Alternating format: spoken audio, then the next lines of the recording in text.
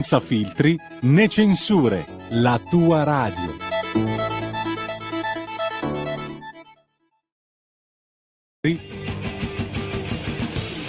Va ora in onda Potere al Popolo.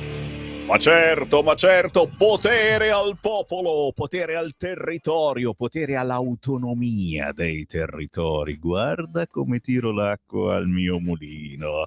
7 minuti dopo le 13, buongiorno, buon pomeriggio, buonasera, buon pomeriggio. Io non so mai che cosa fare a quest'ora. Mi hanno messo proprio tra il gnacca e il petacca, ma va bene, salutiamo naturalmente gli amici della replica all'alba, siamo in onda anche dalle 5:30 alle 7:30, svegli, allerta, minimo, ma soprattutto salutiamo chi ci segue in diretta, certo che potrà partecipare chiamando il nostro centralone alla polemica del giorno, quando c'è Sammy Varin si parla di territorio, si parla di cronaca, si parla di, speriamo, buona politica, ma c'è anche la musica, ma soprattutto ci siete voi ascoltatori che entrate in onda, ormai l'avete capito, senza peli sulla lingua e commentate i fatti del giorno. Il nostro numero è 0292947222. Siamo l'ultima radio ancora libera e facciamo proprio come facevano le radio libere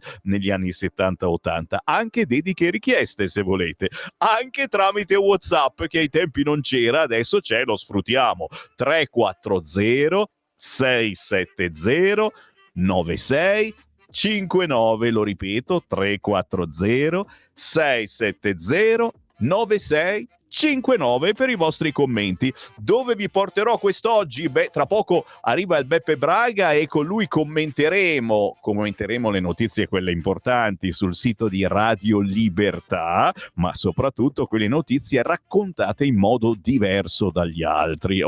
Alle 13:30 il Focus Piemonte e parleremo con una rappresentante della Lega in Regione Piemonte. Alle 14, signori, si parla di un festival musicale anni 60, 70, 80 che ci sarà a Luino nelle prossime settimane. Roba buona. E alle 14:30 invece avremo un altro musicista molto famoso che ha lavorato per decenni con i grandi della musica italiana. Attenzione però, qui lo dico e qui lo nego, nel senso che ci sono ma non ci sono. Adesso mi sentite, ma tra 5 minuti chissà. Che cosa vuoi dire, Sammy Varin?